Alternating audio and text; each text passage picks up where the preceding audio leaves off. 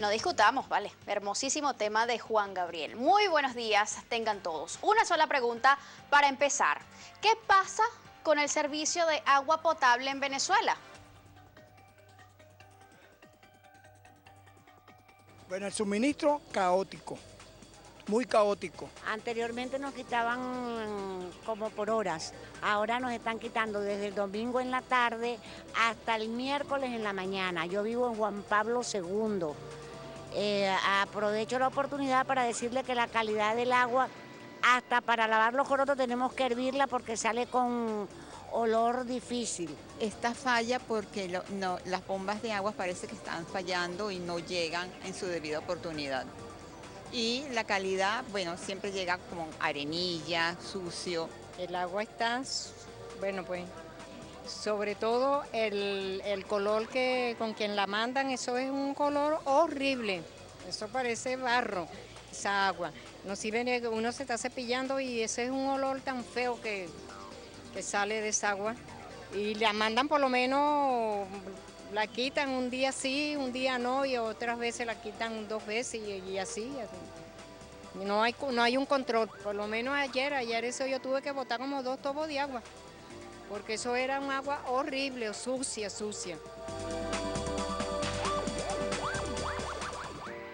Color, olor, sabor.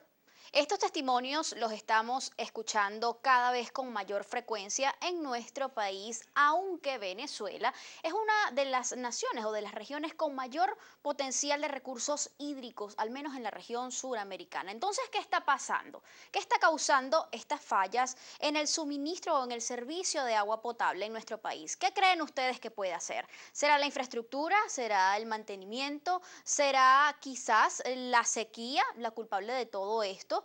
¿Qué responsabilidad también pudieran tener los ciudadanos, nosotros como venezolanos, en esto que está pasando con el agua en nuestro país? Para aclarar esta y muchas otras interrogantes, vamos a contar con expertos en la materia en nuestro programa el día de hoy. Y les recordamos, como siempre, que ustedes también pueden participar aportando sus soluciones. La pregunta del día: ¿cómo hacer para mejorar el servicio de agua potable en Venezuela? ¿Qué cree usted que es necesario mejorar? ¿Que es necesario cambiar?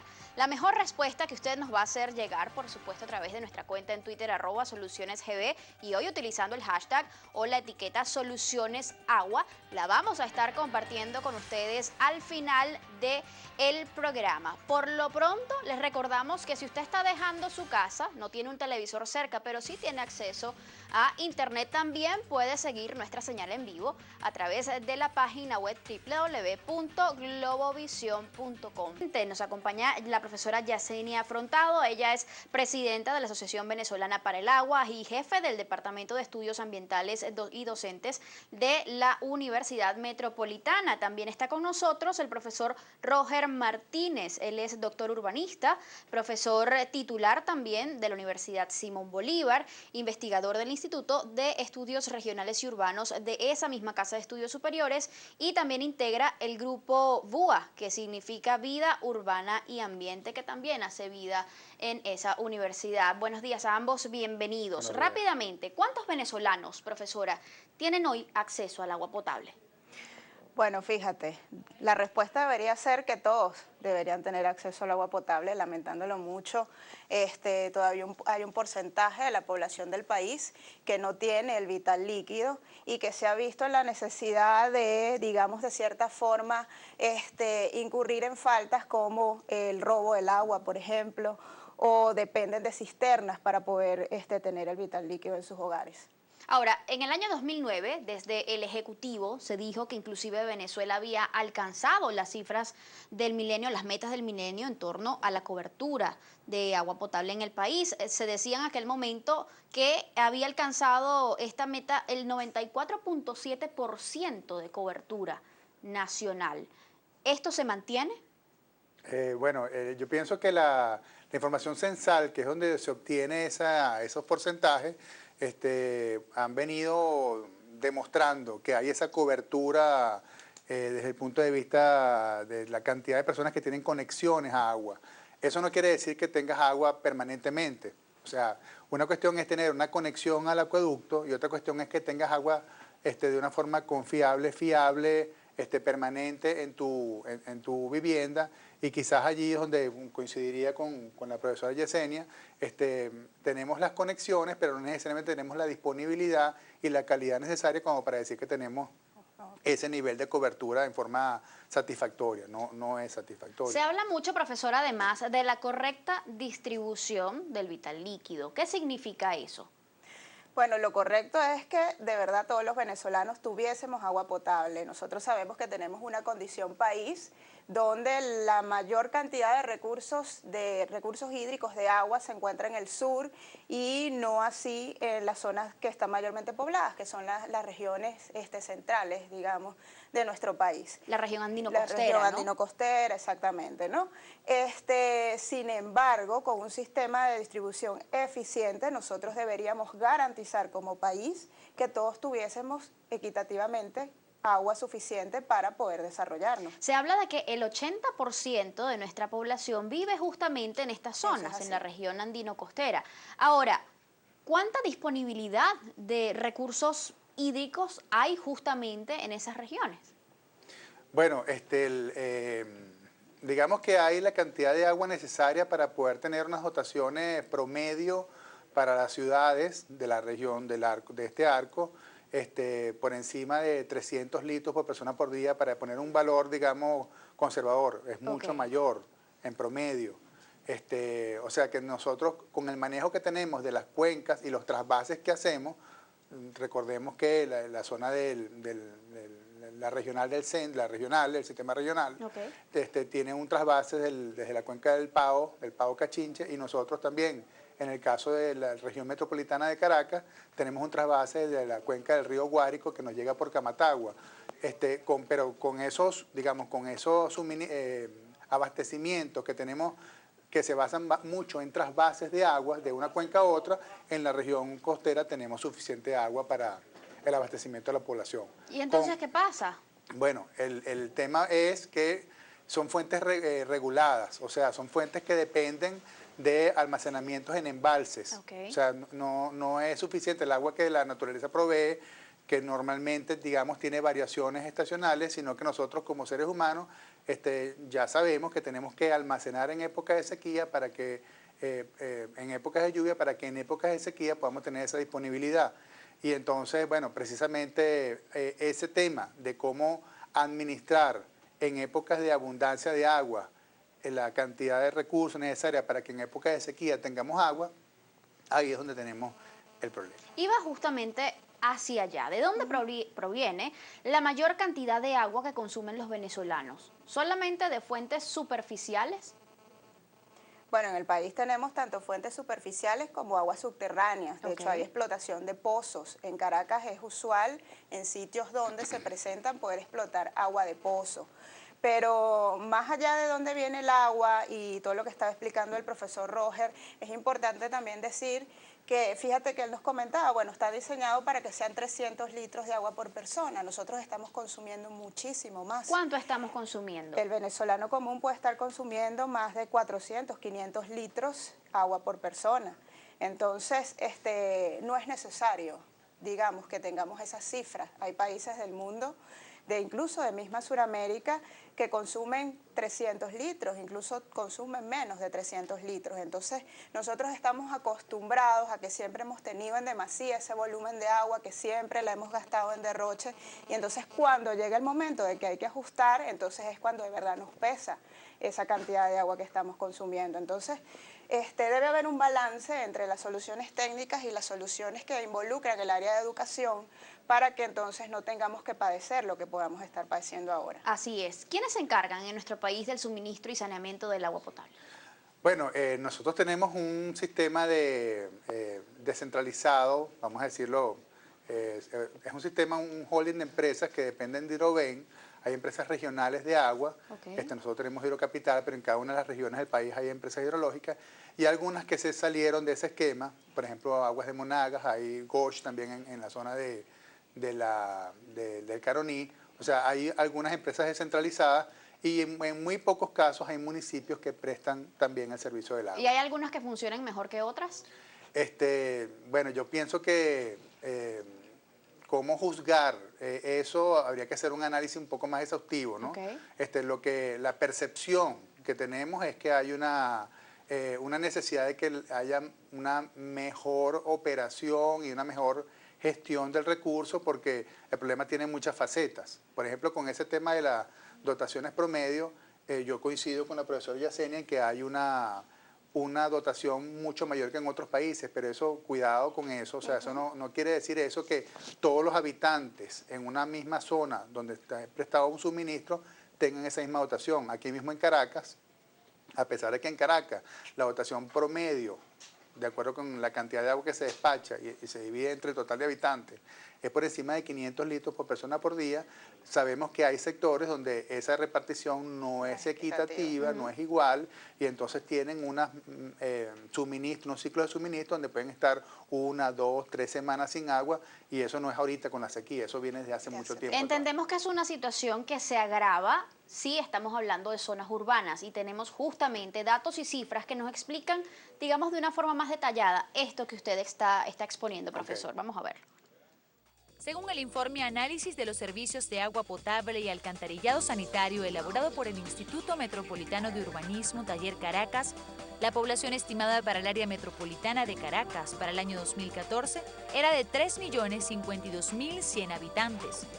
El informe señala que hubo un incremento aproximado de 124.000 nuevos habitantes, 33.500 viviendas, producto de la Gran Misión Vivienda. Además, indica que existen más de 1.5 millones de habitantes, alrededor del 50% de la población total, habitando áreas informales. Según estos datos, la demanda de agua fresca, es decir, lo que se produjo por parte de las plantas surtidoras para la población aproximada del área metropolitana de Caracas para el 2014 fue de 18.013 litros por segundo. Pero la dotación diaria aproximada es de 510 litros por día en promedio por persona, con repartición desigual. En el mismo informe, los especialistas del Instituto Metropolitano de Urbanismo Taller Caracas pronostican que la población aproximada para el área metropolitana de Caracas en el año 2030 será de 3.248.290 habitantes. Un incremento en 16 años de 196.190 nuevos habitantes, lo que corresponde a 53.000 viviendas nuevas. Las áreas informales se seguirán manteniendo habitadas aproximadamente por un 50% de la población, es decir, 1.6 millones de habitantes. Con estas cifras, la demanda de agua para el área metropolitana de Caracas en el 2030 será de 19.175 litros por segundo. Sin embargo, no sabemos cuál será la dotación real. Planes, propuestas y soluciones a continuación.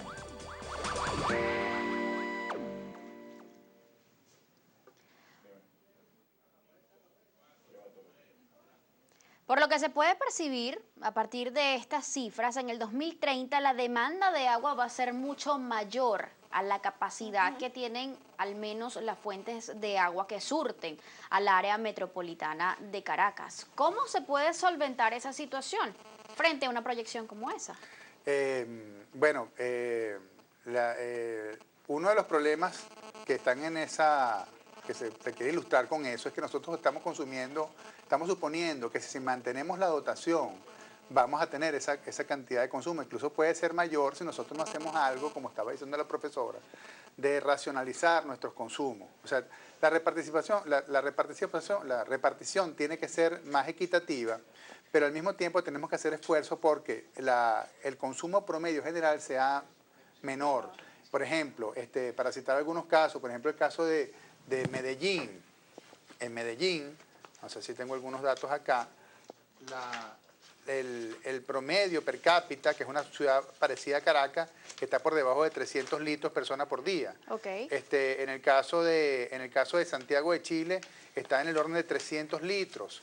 En el caso de Bogotá, también en el orden de 300 litros. Lima está por debajo de 300, cerca de 200 y pico litros por persona por día. O sea que... ¿Nosotros somos los que más consumimos en Sudamérica agua?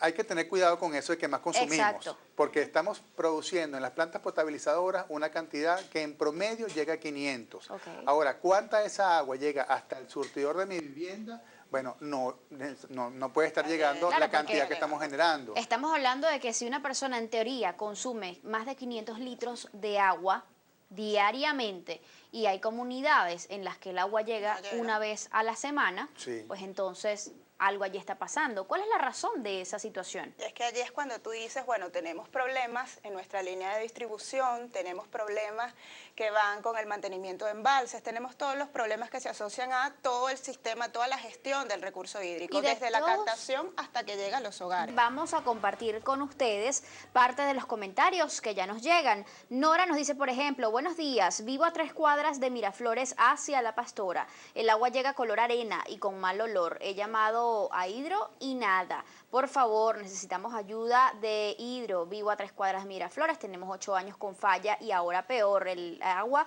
marrón y con mal olor. También nos dice Freddy Parada, soluciones agua. El hashtag o etiqueta que estamos utilizando además el día de hoy dice, hay que construir nuevos embalses modernos que nos permitan afrontar la sequía de todos los años. Es necesario. José Azuaje también nos dice por acá, ¿cuáles fueron las medidas preventivas planificadas en el 2015? Si como dicen, sabían del periodo de sequía. Eso es un punto que vamos a tocar en breve. Y también nos dice por acá Antonio González, problema de agua no es por el niño. Agua de Anzoátegui tiene embalse, dice la estancia, y es histórico la crisis del agua. Vamos un poquito a detenernos en principio en el tema de la infraestructura. ¿Cómo está la infraestructura de las redes de distribución de agua potable en Venezuela? Bueno, yo creo que eso es uno de los retos más grandes que tienen las administraciones y los municipios. Es necesario que haya una mejora en las redes de distribución y una sustitución paulatina de las redes. Esos problemas que están señalando las personas en sus viviendas, muchas veces el agua sale muy bien, de algunas plantas potabilizadoras sale potable con todas sus características físicas, químicas, bacteriológicas idóneas, pero cuando va a la red de distribución, como tiene fallas, hay roturas, eventualmente el agua digamos, pierde presión o no hay agua en un momento determinado, se meten aguas del entorno de las tuberías dentro de esas tuberías rotas y cuando vuelve otra vez a enviarse el agua, entonces viene sucia. Eso es una de las razones que puede explicar que la gente se queja de que el agua le llega de... Es decir, que el agua de la planta sale bien. Bueno, hay situaciones de situaciones. Por ejemplo, el acueducto regional del centro está recibiendo, es una planta convencional, es una planta que tiene, digamos, supone que el agua fresca viene con una determinada calidad. Cuando esa calidad de entrada del agua desde la naturaleza no viene como se esperaba cuando se diseñó la planta, los tratamientos que se hacen en la planta no son lo suficientemente adecuados para poder lograr la potabilidad requerida. Entonces, en ese caso hay problemas. Esos problemas se pueden ir multiplicando en otras partes del país si nosotros no cuidamos en las cuencas cuáles son los suministros que estamos enviando a las áreas, a la instalación de potabilización. ¿Falta de mantenimiento quizás, profesora? Allí se puede decir que un poco de desidia, ¿no? Evidentemente hay falta de mantenimiento, que de hecho yo decía, bueno, a lo mejor esta sea una oportunidad, aprovechar la oportunidad de focalizarnos y centralizarnos en, bueno, qué es lo que tenemos, qué es lo que debemos arreglar, qué es lo que debemos mantener, qué debemos aumentar, y a lo mejor esta sea una oportunidad para hacerlo. Si hay falta de mantenimiento, evidentemente de la red de distribución, no se justifica, como decía el profesor Roger, que de esa cantidad de agua que se está mandando a los hogares, que debería ser una distribución equitativa, llegue muchísimo menos por fugas, llegue muchísimo menos por robo de agua de las tuberías. Y eso no queda sentado en ningún lado, no queda registrado en ningún lado, y eso también nos está afectando. Entonces el mantenimiento de la línea de distribución, de la captación de las propias plantas potabilizadoras, ellos tienen que garantizar, hacer esos estudios de calidad de agua para ver qué les está entrando y cómo lo van a devolver. Profesor, los embalses, que son, si no me equivoco, responsables de más del 80% del agua que llega a las grandes urbes. Sí. ¿Qué pasa con los embalses? ¿Requieren estos también mantenimiento? ¿Cuánto mantenimiento se le da a esos embalses? ¿Quiénes son los encargados de esto? Yo creo que todos los embalses son intervenciones en la naturaleza que están sujetos a procesos de sedimentación, a procesos quizás de filtración. Okay. No tengo yo información precisa de qué está pasando en cada embalse, sin embargo sí he conocido informaciones de otros investigadores, ahí en la Universidad Central, en la Universidad de Oriente, en la Universidad de Carabobo, gente que ha venido analizando las características limnológicas del agua que llega de los embalses. Y entonces yo creo que uno podría señalar problemas de eutrofización importantes. ¿Qué significa eso? Eso se refiere a la cantidad de materia orgánica que está llegando a los embalses, que entonces implican una reproducción importante de organismos vivos, Okay. que entonces reducen la cantidad de oxígeno que puede haber disuelto en el agua. Entonces, bueno, ¿cuál es la razón de esa eutrofización? Descarga de aguas residuales en los embalses. Me gusta tocar ese tema porque uno pues, de las fuentes de agua más importantes que surten al área metropolitana o a Caracas, pues es el embalse La Mariposa. Tenemos imágenes y quisiéramos que ustedes pudieran ir leyéndolas y narrando para nosotros lo que vamos a ver a continuación. Pueden visualizarlo a través de los monitores. Esto es el embalse La Mariposa. ¿Qué conocen ustedes sobre la situación de este cuerpo de agua actualmente? ¿Qué es eso verde que vemos allí? Bueno, esa vegetación que está flotando allí justamente es un indicador de la eutrofización que tiene el embalse de La Mariposa. La Mariposa es uno de los primeros embalses. Ahí tenemos el medidor. Exactamente. Bueno, ahí está bastante bajo el nivel de La Mariposa. La Mariposa hay que recordar que es un embalse que en gran medida se llena artificialmente. O sea, él depende del sistema TUI 1 que artificialmente le suple agua para su captación. Entonces, bueno, veíamos allí una máquina que aparentemente estaba trabajando en eso de la remoción quizás de parte de esa materia orgánica. Queremos decirles que estas imágenes fueron captadas la semana pasada, es decir, esto no fue hace un mes o hace un año o en cualquier otra época, fue la semana pasada que nuestro equipo de producción se trasladó hasta allá. ¿Y en qué deriva esa gran cantidad de plantas acuáticas que estamos viendo allí? Efectivamente, eso le reduce la cantidad de oxígeno al embalse, eso hace que todo lo que sea materia viva que esté allí empiece a morir y evidentemente ese es un agua que va a ser mucho más difícil tratarla en la planta de tratamiento y eso le da al agua características de mal olor, mal sabor, incluso una coloración que no es la apropiada para un cuerpo de agua, para un embalse. Es mucho más difícil tratarla. ¿Y quién debe ocuparse de esos trabajos de mantenimiento, de remoción de sedimentos en los embalses? Sí, bueno, esa es la misión principal de las hidrológicas, ¿no? O sea, el almacenamiento y la captación y el tratamiento, potabilización y despacho en grandes bloques a las ciudades es una actividad que depende de las hidrológicas nacionales y las regionales. Y tiene que ser así porque el agua viene incluso de entidades federales diferentes. El agua que nosotros traemos desde Camatagua para Caracas viene el embalse de Camatagua, capta agua del río Guárico. Entonces, bueno, obviamente es necesaria una entidad regional que administre el recurso que está distribuido regionalmente y lo envíe al área metropolitana y a otros sectores que están en las inmediaciones, en lo que llamamos la región metropolitana de Caracas. Eso es una actividad nacional. Planificación, una palabra bastante discutida cuando hablamos de este tipo de temas. ¿Hay planificación en nuestro país en torno al suministro y saneamiento del agua potable? Yo creo que si hubiese planificación no tuviésemos la realidad que tenemos ahorita. ¿Y cuál es la realidad que tenemos? La realidad que tenemos ahorita es que tenemos un país que está carente del recurso hídrico, que aún los entes encargados sabiendo cuál es la realidad, digamos, cuáles son los sistemas de dotación que tenemos, digamos que no se le ha prestado la suficiente atención, las suficientes medidas preventivas para poder llegar a una situación ideal. Entonces, si hay falta de planificación, muchas veces creemos que no se le da la debida atención a los problemas ambientales. El agua es un problema ambiental, la falta de recursos es un problema ambiental y la falta de planificación ha incurrido en que estemos en la situación en la que estamos. ¿Y cómo se debe planificar? Partiendo de la realidad que tenemos hoy, ¿qué hay que hacer?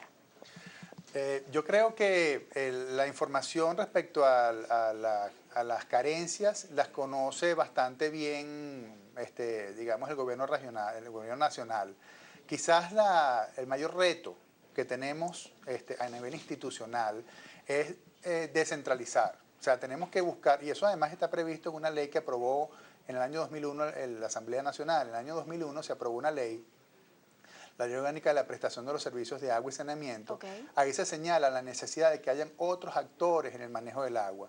Unos actores son las propias comunidades, pero también los municipios, las entidades regionales. Hay también la necesidad de separar funciones. O sea, en este momento tenemos una organización institucional donde todo depende de la misma entidad nacional, que es el Ministerio del Ambiente y Hidroven y sus filiales. Okay. Pero si nosotros pudiéramos separar las funciones en alguien que hace las políticas, otro que maneja el recurso y otra persona que supervisa en entidades y en ministerios diferentes, incluso en actores locales y regionales, eso yo pienso que sería una medida a ensayar que vale la pena seguir pues, los planteamientos de esa ley. Quizás haya que revisar algunos planteamientos, pero la ley lo señala y el problema para mí es que nosotros no hemos llevado a cabo lo que ya se había decidido que había que hacer en el 2001. Senemar Pérez nos dice a través del Twitter, más campañas de educación, de conservación de recursos y dar mantenimiento regular y a tiempo del sistema de aguas. También nos dice Hayes Gelbes, Soluciones Aguas, buenos días. La Victoria Estado de Aragua con pozos contaminados, con gasolina, servicio de agua deficiente, nos dicen por acá. JMCU 83 nos dice, el Estado puede hacer pozos de agua para los barrios y urbanizaciones más afectadas, luego hacerlo en las nuevas urbanizaciones. También nos dice por acá Roque Juan Peñalver, Soluciones Agua. En Tucupido hay sectores que tienen 2 años, meses sin agua. No somos familia de camellos, solución al problema del agua. Fidel Olivares nos dice también, se desperdicia mucha agua en los hogares por fugas en grifos que no se reparan, pero el gobierno no ha invertido en el tema. Dice que, bueno, es un asunto de corresponsabilidad también. Natalie Pérez nos dice, Soluciones Agua, hacer materia obligatoria en la escuela, la ecología, reciclaje y conservación de los recursos, sobre todo el agua. Tenemos imágenes como estas, por ejemplo, que nos están llegando, esta de María Calix, agua que sale por tuberías en mi casa, nos dice ella. Sería también bastante importante que nos coloquen dónde viven ellos exactamente para tener una noción de cuál es la situación. También nos dice por acá Tamara Peña, recibiendo hoy, así llega el agua turbia y fétida. Y tenemos un video por acá más adelante que queremos compartir con ustedes. Nos dice JABC Gevivas28, @Gevivas28. Hola, buenos días. Muestra además el agua en Carabobo, Soluciones Agua. Esta situación tiene años. Esperemos rápidamente que cargue este video, es muy corto, pero queremos que ustedes vean cuál es la situación que pudieran estar viviendo algunas personas en el estado Carabobo. Allí lo tienen. Vamos a hacer un pequeño alto con estos comentarios del Twitter y retomamos el asunto de la sequía. Alguien preguntaba por allí si se sabía que iba a ser un año pues muy seco. ¿Qué se hizo para planificar? Sí, bueno, yo estuve oyendo al ministro Paiva su opinión acerca de la sequía y yo creo que ellos están bastante atentos al asunto de los periodos de sequía que tenemos. Pero yo pienso que también tenemos unos ciertos, somos quizás un poco no constantes en cómo hacer la recuperación de los embalses. En este momento tenemos un plan de racionamiento severo. Yo pienso que ese plan de racionamiento es necesario y debe, en lo que comiencen las lluvias, debe mantenerse durante un buen tiempo el racionamiento para que los embalses se recuperen. Eso, digamos, creo que es algo que hay que hacer y hay que hacerlo con más ahínco, porque las variables climáticas son muy difíciles de predecir, se sabe, pero al fin de cuentas es un elemento difícil de predecir con precisión, y entonces lo que no podemos esperar a ver si va a llover o no va a llover. O O sea, lo que tenemos es que tomar las previsiones ¿Cuáles requeridas. previsiones hay que tomar? Bueno, ¿O se debieron haber tomado? Una es tratar en lo posible de recuperar los niveles de los embalses. Eso es importante. Por ejemplo, Lagartijo tiene muchos años con niveles bajísimos y a veces no ha estado operativo porque no se recupera. Hay que recuperar el nivel de los embalses. ¿Cómo se recupera? Con racionamientos y con unas medidas de suministro de agua a las distintas zonas de las distintas áreas que son servidas con más acuciosidad, estar encima del problema. Y otra cuestión que hay que ver es, bueno, si la cantidad de embalses que tenemos no son suficientes para el abastecimiento que requerimos, pues habrá que construir nuevos embalses. Pero la administración celosa de cuál es el agua que estamos despachando, de que no se pierda, o minimizar lo más posible lo que se está perdiendo por tuberías o por instalaciones domiciliarias, o sea, tuberías de distribución o instalaciones domiciliarias, esos son esfuerzos que es necesario realizar. Ahora, ¿qué están haciendo otros países de la región que también están siendo afectados por la sequía? ¿Qué les ha funcionado a ellos? Fíjate, ahí hay algo que quizás nosotros no le estamos prestando la debida atención que los demás países sí lo están haciendo, y es que ellos protegen sus cuencas, protegen sus árboles, protegen esa área verde que bordea cada uno de sus embalses. Y nosotros no nos estamos dando cuenta ni le estamos prestando la suficiente atención a esas áreas boscosas que son precisamente las que captan el agua y las que van a garantizar que haya agua fresca en cada una de esas cuencas que nutren esos embalses. Entonces, países como Colombia le prestan mucha atención a las cabeceras, a sus cuencas. Okay. Brasil trabaja mucho también en sus bosques. ¿Aquí no se hace eso? Aquí parece que lo hubiésemos dejado de lado, parece que lo hubiésemos olvidado un poco. Aquí nosotros estamos deforestando muchísimo. Y entonces siento que no le hemos prestado la debida atención, hemos perdido muchos lotes boscosos, hemos perdido mucho bosque, mucha entonces sabana. Es cada vez menos el agua y que entonces llega. eso va a reducir enormemente la cantidad de agua que va a nutrir esas cuencas. Pasa con la cuenca en el Caroní, por ejemplo. ¿Qué está pasando en las cabeceras de esos ríos? Que está haciendo que haya menor cantidad de agua para nutrir los embalses, por ejemplo. Entonces, hay países que sí le prestan atención, que hacen consecuentemente jornadas de reforestación, jornadas de plantación, y involucran a las comunidades. Y ahí es donde viene también la parte de educación. No lo vamos a hacer solos, porque es compartida la responsabilidad. Entonces, vamos a involucrar también a las comunidades para que sepan que eso es un aporte fundamental para que exista mayor cantidad de agua. Me quedo con eso. Es una responsabilidad compartida, una corresponsabilidad. ¿Por qué usamos el agua de forma tan indiscriminada quienes cuentan con agua diariamente y todo el día? Bueno, yo pienso que hay como dos razones, ¿no? Una es la necesidad de educación, educación ambiental. Eso no es que no se haya hecho, pero se tiene que hacer siempre y se tiene que hacer cada vez mejor. Y entonces en este momento tenemos como una merma en eso. ¿Y pagamos los venezolanos? Y el otro tema es lo que el tema del costo. Pagar. Uno de los costos más bajos que tiene el suministro de agua directamente a las viviendas es el que tenemos en Venezuela. Entonces, es muy difícil, un recurso que cuesta en energía eléctrica, que cuesta en mantenimiento de instalaciones, que cuesta en todos los servicios ambientales que se prestan en las cuencas. Esto que está diciendo la profesora es muy importante. Hay que lograr que las cuencas mantengan cobertura boscosa, y eso implica gente, implica actividades de reforestación, actividades de educación ambiental. Todo eso cuesta dinero y en algún momento tenemos nosotros todos que pagar para que eso se siga haciendo. ¿Estamos pagando Yo pienso lo que que no. cuesta realmente No, el servicio? No, definitivamente no. ¿Cuánto deberíamos pagar? Bueno, eso es una pregunta que no tengo Es yo la relativo, respuesta. porque además cada empresa tiene su Pero su cuando uno tarifa. compara con otros países, el metro cúbico puede estar, déjame ver, aquí tengo unos datos. En el caso de Bolivia, por ejemplo, dólares por metro cúbico vendido está en 0,40. En el caso de Venezuela está en 0,25. Uno que tiene un valor alto, Uruguay, 1,84 dólares por metro cúbico vendido. En el caso de, el único que está cerca de nosotros, de Venezuela, era Argentina, 0,24. Pero bueno, ahí puedes ver que desde 1,84 hasta 0,25 hay toda una variación muy grande en los costos del suministro de agua vendida. Y eso es un tema que En tenemos porcentaje, profesor, más o menos, en promedio, ¿cuánto debería aumentársele al servicio de agua? El costo del servicio, para poder garantizar que hayan los recursos necesarios para realizar todas las reparaciones, las inversiones y el mantenimiento necesario. No me atrevo a dar una porción, porque yo creo que no es algo que sea una tabula rasa. Yo pienso que hay usuarios a los cuales hay que subsidiarles el servicio porque están en una situación de pobreza muy grande y entonces, pero todo el mundo puede pagar algo por el agua. Exacto. O sea, eso es un poco la receta. Y hay mucha gente que no paga nada por el agua. Hay gente que no paga nada y hay gente que no está dispuesta a pagar porque los hemos acostumbrado como gobernantes a que no debes pagar.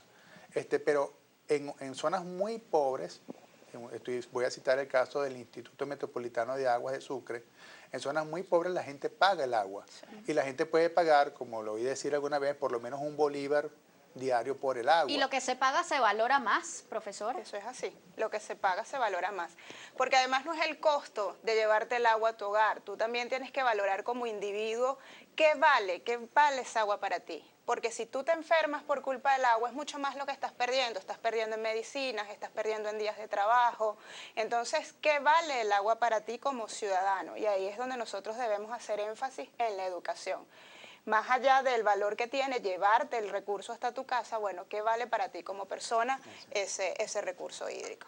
Por acá tenemos muchísimos comentarios, como ya les había dicho. Carmen Leal pregunta, por ejemplo, Soluciones Agua. ¿El agua que mandan a nuestras viviendas no es apta para el consumo humano? Ella pregunta desde La Victoria, en el estado Aragua. ¿Qué opinan ustedes al respecto? El agua cuando tiene color, cuando tiene sabor, cuando tiene olor, ¿se puede consumir aunque se hierva? Bueno, hay unas características organolépticas del agua, todo lo que nosotros podemos percibir por nuestros sentidos se llaman características organolépticas. El agua para ser potable no puede tener olor, no puede tener sabor, no puede tener color, o sea, además tiene que tener capacidad de disolver el jabón. Hay unas características que son, digamos, internacionales. Sí. Entonces un agua que no tenga ninguna de esas características, o sea, que huela, que tenga color, que tenga sabor, pues definitivamente no puede ser calificada como potable y deberíamos tener cuidado al beberla. O sea, tenemos que tratarla.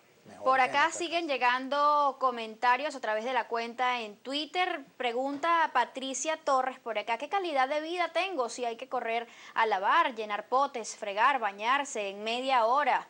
Por ejemplo, a las personas a quienes solo les llega el agua potable en ese rango de tiempo. Ajá, ¿Cómo afecta? ¿Cómo ha afectado esto en la calidad de vida del venezolano? Una medida de desarrollo del milenio, o sea, un objetivo es precisamente reducir el tiempo que se invierte en ese tipo de faenas.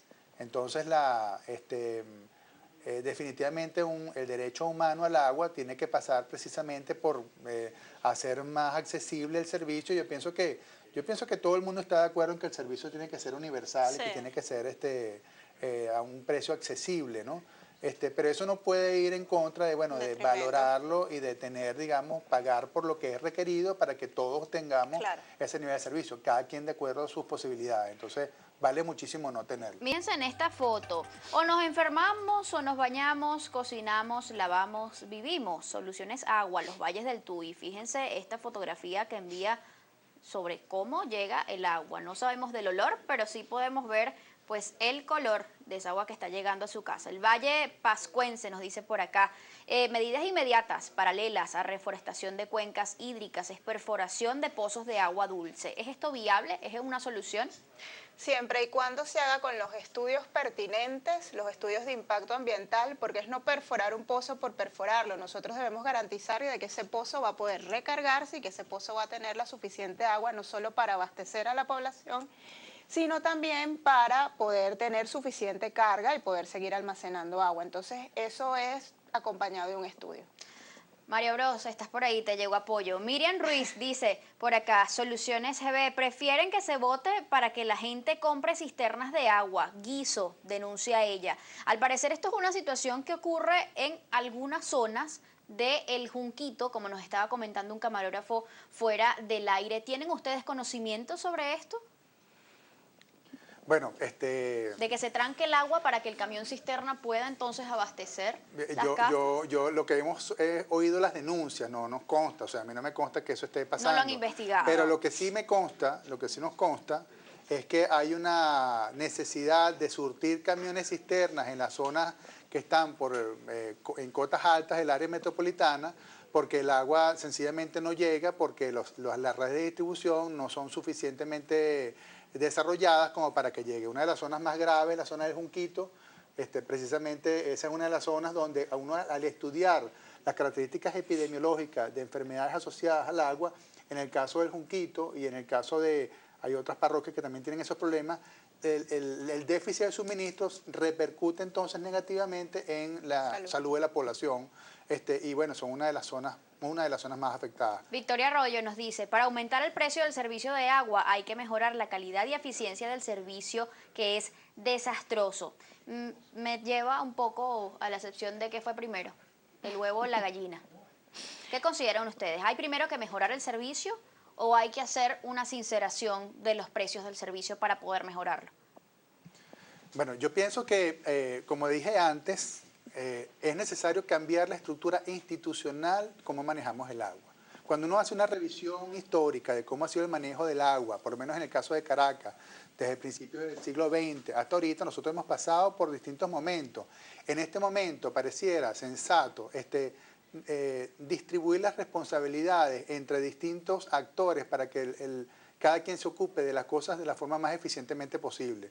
Por ejemplo, el reparar una tubería rota en una calle es algo que perfectamente pueden hacer los municipios, pero los municipios no pueden ocuparse del suministro de agua desde Camatagua porque no tienen jurisdicción en esa zona. También otra cosa que podríamos hacer mejor es, bueno, yo necesito que un ente independiente vele por la calidad y por el costo del agua.